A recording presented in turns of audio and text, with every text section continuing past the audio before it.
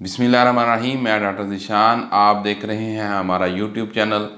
आज की वीडियो में हम बात करेंगे कि रमज़ानुल मुबारक में बहुत से लोग वज़न कम करने की कोशिश करते हैं मगर फिर भी उनका वज़न ज़्यादा हो जाता है।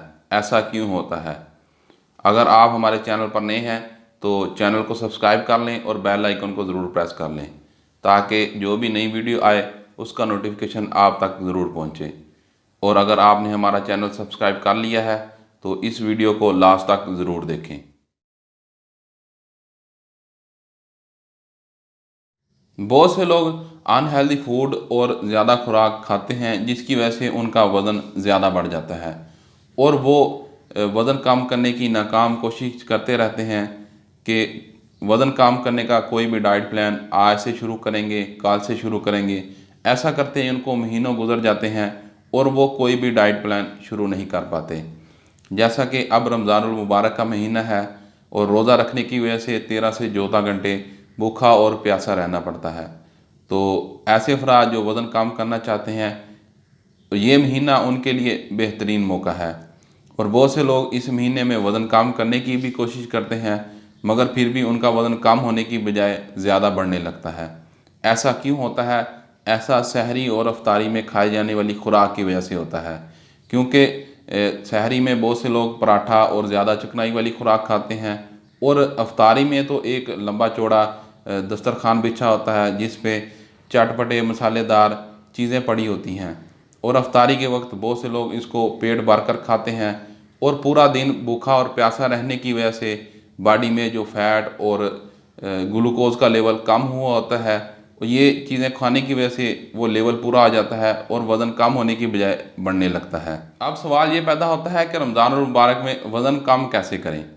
पूरा दिन भूखा और प्यासा रहने के बाद अफ्तारी के वक्त बर्दाश्त नहीं होता और सामने जो चीज़ पड़ी होती है उसको खाने का दिल करता है। तो सहरी और अफ्तारी में ऐसी कौन सी खुराक खाएं जिससे भूख और प्यास की शिद्दत भी कम हो जाए और वज़न भी ना बढ़े? सहरी और अफ्तारी में हेल्दी फूड और कुछ चेंजिंग करके आप वज़न कम कर सकते हैं। अगर आप वज़न कम करना चाहते हैं तो इन 3 बातों को ज़रूर फॉलो करें। सहरी और अफ्तारी में पानी की ज़्यादा मिकदार पिएं। मीठे खाने और मशरूबात से परहेज़ करें क्योंकि अफ्तारी में मीठे जूस, मीठे मशरूबात अहम हैं। अगर आप वज़न कम करना चाहते हैं तो इनसे दूर रहें। अफ्तारी चंद खजूरों और 1 गिलास पानी के साथ करें।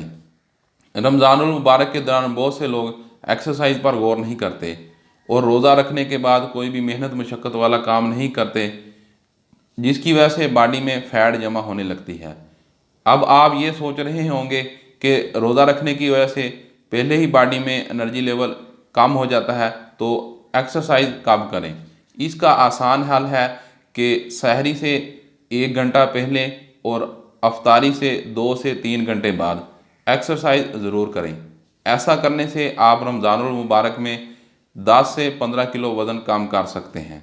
अफ्तारी में समोसे, पकोड़े और मुख्तलिफ चटपटी मसाले वाली चीज़ें खाने का तो दिल करता है मगर ये चीज़ें सेहत के लिए बहुत नुकसानदेह है और वज़न को बढ़ाने में अहम किरदार अदा करती हैं। अफ्तारी में ताज़ा फल, खजूर, ताज़ा फलों का जूस, फ्रूट चाट जो घर पर तैयार करें, इन चीज़ों को अफ्तारी में ज़रूर शामिल करें क्योंकि इनसे एक तो सेहत का कोई मसला नहीं होगा और वज़न भी नहीं बढ़ेगा। उम्मीद है कि हमारी ये वीडियो आपको अच्छी लगी होगी। हमारी इस वीडियो को दोस्तों को शेयर करें और हमारे यूट्यूब चैनल को सब्सक्राइब करें। हमें टिकटॉक पर भी फॉलो करें। नेक्स्ट वीडियो के साथ हाज़िर होंगे, तब तक के लिए अल्लाह हाफिज़।